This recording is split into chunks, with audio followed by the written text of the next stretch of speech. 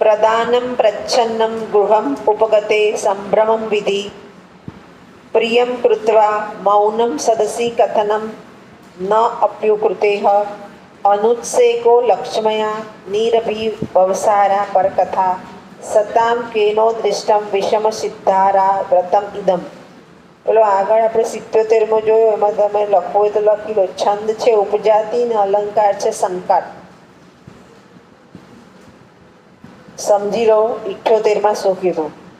છુપી રીતે દાન આપવું, ઘેર આવેલા અતિથિનો સત્કાર કરવો, કોકનું ભલું કરીને મૌન ધારણ કરવું, કરેલા ઉપકારની વાત જાહેરમાં ન કરવી, સંપત્તિમાં છકી ન જવું, બીજી વ્યક્તિઓ વિશે તિરસ્કારના સારાંશ વગેરેની વાત કરવી, તલવારની ધાર પર ચાલવા જેવું આ કઠણ વ્રત સજ્જનોને કોણે દર્શાવ્યું છે?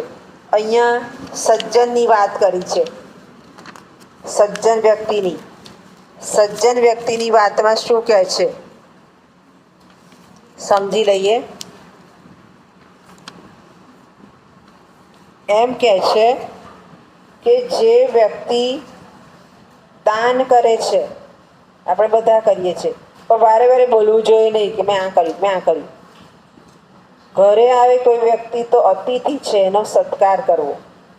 ઘણી વાર આપણે રસ્તે ચાલ્યા જતા હોઈએ છીએ તો કોઈ ઘરડું કૃષ માણસ હોય તો આપણી પાસે જો નાસ્તો હોય તો અપાય, પૈસા આપો એમ નહીં, નાસ્તો હોય તો અપાય, કારણ કે એની પાસે ખાવાના પણ પૈસા નહીં હોય. અતિથિનો સત્કાર કરવો.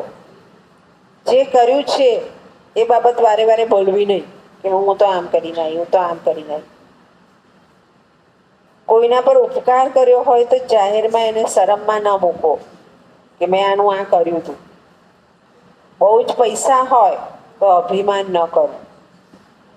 બીજી વ્યક્તિ પર તમને ક્યારેક તિરસ્કાર હોય, ન ગમતું હોય, ન ફાવતું હોય, તો કોઈ પૂછે તો સારા અંશમાં વાત કહેવી કે મારે એ વાત નથી કરવી, મને નથી ફાવતું.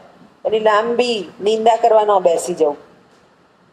અને આ બધું કરવું એ કેવું છે તો તલવારની ધાર પર ચાલવા જેવું. કઠિન છે આ બધું કરવું. અને એ કઠિન કામ કોણ કરે? જે સારો માણસ છે, એ સજ્જનો આ કરી શકે. આમાંથી કંઈ ના કરીએ તો એક બે કામ તો આપણે કરી શકીએ. બધા ના આવડે તો એક બે કામ તો આપણે કરી શકીએ. સંસ્કૃતના જે ગ્રંથો છે ને, જે ભણવામાં મૂક્યા છે, એ શેના માટે મૂક્યા છે? એક સારો નાગરિક બહાર જાય, એક સદગુણો તમારામાં આવે, એક મૂલ્યો વિકસે.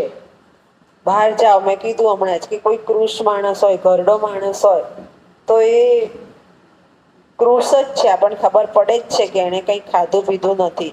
તો આપણી પાસે નાસ્તો હોય તો આપણે એને આપી શકાય, કારણ કે એની પાસે ખાવાના પૈસા પણ નહીં હોય.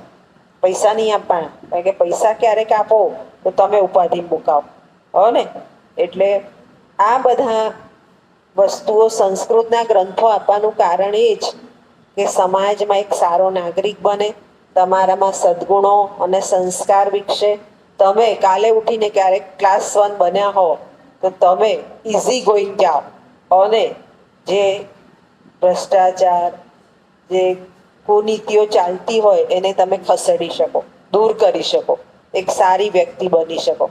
એટલે અહીંયા એમ કે છે કે આમાંથી કંઈ પણ ના કરો તો થોડા થોડા ગુણો પણ વિકસાવો તો એ કેવા છે? સારા માણસના, સજ્જન માણસના ગુણો છે. ત્યાર પછી શ્લોક નંબર 80 નંબર.